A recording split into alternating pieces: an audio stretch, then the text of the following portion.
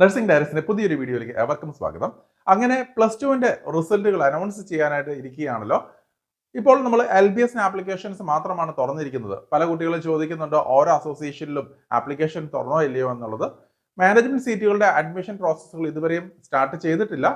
പക്ഷേ LBSന്റെ applications already start ചെയ്തിട്ടുണ്ട്.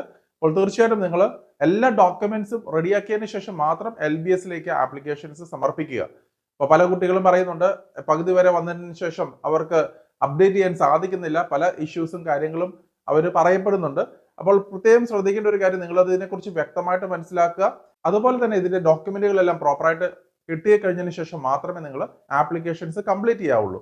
അതുപോലെ തന്നെ പ്രൈവറ്റ് നഴ്സിംഗ് മാനേജ്മെന്റ് അസോസിയേഷൻ ആയിട്ടുള്ള PNCMACന്റെ അപ്ഡേറ്റുകളൊന്നും ഇതുവരെയും വന്നിട്ടില്ല. AMC SFNCക്ക് അഥവാ ക്രിസ്ത്യൻ മാനേജ്മെന്റ് അസോസിയേഷന്റെ കീഴിലുള്ള കോളേജുകളിലേക്കുള്ള അപ്ഡേറ്റ്സോ നിലവിലത്തെ സാഹചര്യത്തിൽ ആപ്ലിക്കേഷൻ തുടങ്ങിയിട്ടില്ലെങ്കിലും അപ്ഡേറ്റുകൾ അറിയിക്കുവാനായിട്ട് ഒരു ഇൻഫർമേഷൻ കളക്ഷൻ എൻട്രി സ്റ്റാർട്ട് ചെയ്തിട്ടുണ്ട്. അപ്പോൾ AMC SFNCയുടെ വെബ്സൈറ്റിൽ കയറി നിങ്ങൾക്ക് പരിശോധിച്ചു കഴിഞ്ഞാൽ നിങ്ങൾക്ക് അത് കാണാവുന്നതാണ്. അപ്പോൾ 2025 BS നഴ്സിംഗിന്റെ ആപ്ലിക്കേഷൻസുമായിട്ട് മുന്നോട്ട് പോകാവുന്നതാണ്. ഇവിടെ BS നഴ്സിംഗ് മാത്രമല്ല, പോസ്റ്റ് ബേസിക്കും MSc നഴ്സിംഗിനും പഠിക്കുവാൻ താല്പര്യമുള്ള കുട്ടികൾക്കും ഈ ഒരു ഓൺലൈൻ ആപ്ലിക്കേഷൻ വഴി അല്ലെങ്കിൽ ഓൺലൈൻ ഇൻഫർമേഷൻസിനും കിട്ടാനായിട്ട് ഇതിന്റെ ഡീറ്റെയിൽസ് നിങ്ങൾക്ക് ഇവിടെ രജിസ്റ്റർ ചെയ്യാൻ സാധിക്കുന്നതാണ്. ഓൺലൈൻ ആപ്ലിക്കേഷൻസ് ഈ പറഞ്ഞ +2 റിസൾട്ടുകൾ വന്നു കഴിഞ്ഞതിന് ശേഷം മാത്രമായിരിക്കും.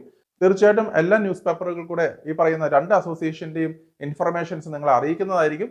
അങ്ങനെ ഔദ്യോഗികമായിട്ട് മാത്രമായിരിക്കും അതിന്റെ ആപ്ലിക്കേഷൻസ് ഓപ്പൺ ആക്കുകയുള്ളൂ. എന്ത് തന്നെയായാലും കേരള +2 റിസൾട്ട് വന്നു കഴിഞ്ഞതിന് ശേഷം മാത്രമാണ് അതിന്റെ ആപ്ലിക്കേഷൻ നടപടികൾ സ്റ്റാർട്ട് ചെയ്യുക.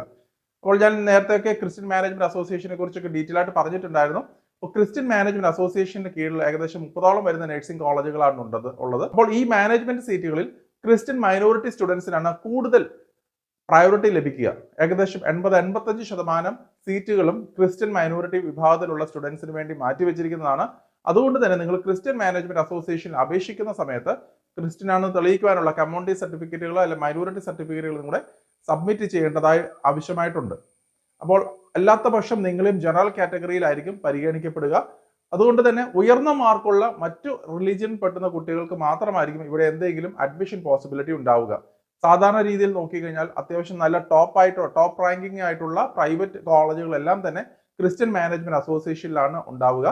അതുകൊണ്ട് തന്നെ അത്യാവശ്യം നല്ല രീതിയിലുള്ള മാർക്കുള്ള കുട്ടികൾ തന്നെയായിരിക്കും ഈ ഒരു അസോസിയേഷനിൽ ഉണ്ടാവുക. കട്ട് ഓഫ് മാർക്കൊക്കെ വന്നു കഴിഞ്ഞു കഴിഞ്ഞാൽ അത്യാവശ്യം മാർക്ക് കൂടി തന്നെയായിരിക്കും ഉണ്ടാവുക. അതായത് കഴിഞ്ഞ വർഷങ്ങളൊക്കെ ഏകദേശം 95% താഴോട്ടുള്ള കുട്ടികൾക്കൊന്നും തന്നെ അഡ്മിഷൻസ് കിട്ടിയിട്ടില്ല എന്നുള്ളതാണ് ഞാൻ മനസ്സിലാക്കുന്നത്. അതുകൊണ്ട് തന്നെ മാർക്കുള്ള കുട്ടികൾ ക്രിസ്ത്യൻ വിഭാഗത്തിലുള്ള കുട്ടികളാണെന്നെങ്കിൽ തീർച്ചയായിട്ടും നിങ്ങൾ അപ്ലൈ ചെയ്യുന്ന ഒരു അസോസിയേഷനാണ് ക്രിസ്ത്യൻ മാനേജ്മെന്റ് അസോസിയേഷൻ. മാത്രമല്ല LBS പോലെ തന്നെ നമുക്ക് 2-3 അലോട്ട്മെന്റുകളുടെ വെയിറ്റിംഗ് പീരീഡ് ലഭിക്കും എന്നുള്ളത് ഒരു വലിയൊരു അഡ്വാൻറ്റേജ് കാര്യമാണ്. കാരണം ഹയർ ഓപ്ഷൻ ഫെസിലിറ്റി ഉള്ളതുകൊണ്ട് തന്നെ നമുക്ക് ഒരു കോളേജ് ലഭിച്ചു കഴിഞ്ഞാൽ അതിന് മുകളിലേക്കുള്ള മികച്ച കോളേജുകളിലേക്ക് അഥവാ വേക്കൻസി വന്നു കഴിഞ്ഞാൽ വരുന്ന അലോട്ട്മെന്റുകളിൽ പങ്കെടുത്ത് ആ ഒരു ഓപ്ഷനും കൂടി നിങ്ങൾ സ്വീകരിക്കാനുള്ള പോസിബിലിറ്റി ഇവിടെയും കാണുന്നതാണ്. അപ്പോൾ ആ ഒരു പോസിബിലിറ്റി ആണ് അല്ലെങ്കിൽ ആ ഒരു പോസിറ്റീവ് കാര്യമായിട്ടാണ് എനിക്ക് തോന്നുന്നത്. കാരണം നമുക്ക് അഥവാ അലോട്ട്മെന്റ് ലഭിച്ചു കഴിഞ്ഞതിന് ശേഷം നമ്മൾ അഡ്മിഷൻ എടുക്കാതെ മുന്നോട്ട് ഹയർ ഓപ്ഷനിലേക്ക് പോവാം. അഥവാ നമുക്ക് അടുത്ത വരുന്ന അലോട്ട്മെന്റുകളിലൊക്കെ നിങ്ങൾക്ക് കുറച്ചും കൂടി ബെറ്റർ കോളേജുകൾ ലഭിച്ചില്ലെങ്കിലും ഓൾറെഡി എക്സിസ്റ്റിംഗ് കോളേജിൽ തന്നെ നിങ്ങളുടെ അഡ്മിഷൻ നിലനിൽക്കുകയും ചെയ്യും. അത് വലിയൊരു പോസിറ്റീവ് കാര്യമാണ്. അപ്പോൾ ഉള്ള അഡ്മിഷൻ കളയാതെ നിങ്ങൾക്ക് കുറച്ചും കൂടെ ബെറ്റർ ഓപ്ഷൻസ് ശ്രമിക്കാൻ സാധിക്കുന്നതാണ്. പക്ഷേ പ്രൈവറ്റ് നഴ്സിംഗ് മാനേജ്മെന്റ് അഥവാ PNCMACയുടെ കാര്യം വേറെ രീതിയിലാണ്. നമ്മൾ ഒരു അലോട്ട്മെന്റ് ലഭിച്ചു കഴിഞ്ഞാൽ ഒന്നെങ്കിൽ ആ കോളേജിൽ ചെന്ന് റിപ്പോർട്ട് ചെയ്ത് അഡ്മിഷൻ എടുക്കാം. അഡ്മിഷൻ എടുത്തു കഴിഞ്ഞാൽ വീണ്ടും ഫർദർ അലോട്ട്മെന്റിലേക്ക് നമുക്ക് പാർട്ടിസിപ്പേറ്റ് ചെയ്യാൻ സാധിക്കുകയില്ല.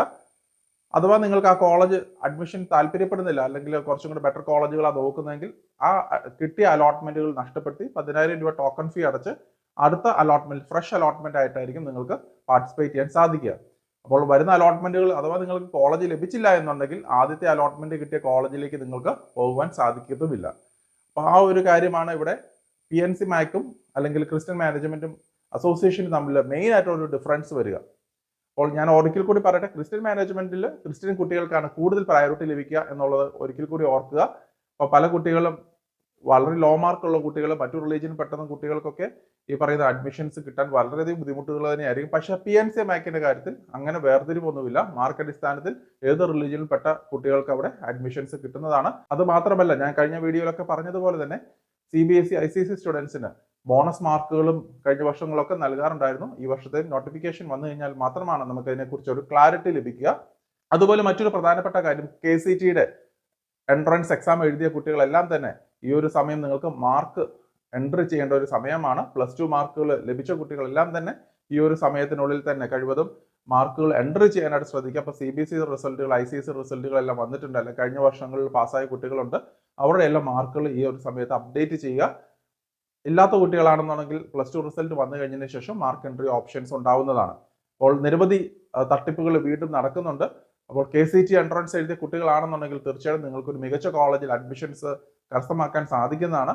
അപ്പോൾ അതിനുള്ള നമ്മൾ ഗൈഡൻസ് അലോട്ട്മെന്റ് ഗ്രൂപ്പ് വേറെയായിട്ട് ഫംഗ്ഷൻ ചെയ്യുന്നുണ്ട്. അപ്പം കർണാടകയിലേക്ക് നിങ്ങൾ എക്സാം എഴുതിയ കുട്ടികളാണെങ്കിൽ ഡെഫിനറ്റ്ലി KCT അലോട്ട്മെന്റ് വഴി മാത്രം നിങ്ങൾ കോളേജുകളിലേക്ക് കയറുവാനായിട്ട് പ്രത്യേകം ശ്രദ്ധിക്കുക. എന്നാൽ മാത്രമായിരിക്കും ടോപ്പ് റെപ്യൂട്ടഡ് ആയിട്ടുള്ള കോളേജുകളിൽ നിങ്ങൾക്ക് അഡ്മിഷൻസ് നേടുവാൻ സാധിക്കുക. ഇല്ലാത്ത പക്ഷം പല മെഡിക്കൽ കോളേജുകളിലും ഉയർന്ന ഫീസ് ചാർജ് ചെയ്തിട്ടായിരിക്കും നിങ്ങളെ ഏജന്റുമാരൊക്കെ അവിടെ അഡ്മിഷൻസ് എടുത്ത് നൽകുക. ഒരു പക്ഷേങ്കിൽ 11 ലക്ഷം 12 ലക്ഷം അങ്ങനെയൊക്കെയുള്ള വലിയ ബഡ്ജറ്റിലേക്കൊക്കെ ആയിരിക്കും ഒരു പക്ഷേങ്കിൽ മെഡിക്കൽ കോളേജുകൾ നിങ്ങൾക്ക് ലഭിക്കുക. അതേസമയം നിങ്ങൾ KCT എൻട്രൻസ് എഴുതിയിട്ടുണ്ടെന്നുണ്ടെങ്കിൽ 10 ലക്ഷം 11 ലക്ഷത്തിന് ഇടയിൽ ഒരു പാക്കേജിൽ നിങ്ങൾക്ക് മെഡിക്കൽ കോളേജുകളും അഡ്മിഷൻസ് കിട്ടും എന്നുള്ളതും കൂടെ മനസ്സിലാക്കുക. അതായത് ടോട്ടൽ ഭക്ഷണവും താമസവും എല്ലാം ഉൾപ്പെടെയുള്ള പാക്കേജിന്റെ കാര്യമാണ് ഞാൻ പറഞ്ഞത്. അപ്പോൾ ടോപ്പ് ആയിട്ടുള്ള കോളേജുകൾ നോക്കുന്ന കുട്ടികളാണെങ്കിൽ തീർച്ചയായിട്ടും നിങ്ങൾ KCT അലോട്ട്മെന്റ് വഴി മാത്രം അഡ്മിഷൻസ് എടുക്കുക. നമ്മുടെ അലോട്ട്മെന്റ് ബാച്ച് ഇപ്പോഴും ഫംഗ്ഷൻ ചെയ്യുന്നുണ്ട്. അപ്പോൾ താല്പര്യമുള്ള കുട്ടികൾക്ക് അതിലേക്ക് ജോയിൻ ചെയ്യാവുന്നതാണ്. അപ്പോൾ നഴ്സിംഗ് പാരാമെഡിക്കൽ കോഴ്സുകളിലെ മറ്റുള്ള അപ്ഡേറ്റുകളും ഈ ചാനലിൽ കൂടെ നിങ്ങൾക്ക് ലഭിക്കുന്നതാണ്. അപ്പോൾ മറ്റൊരു അപ്ഡേറ്റുമായി വീണ്ടും കാണാം. നന്ദി.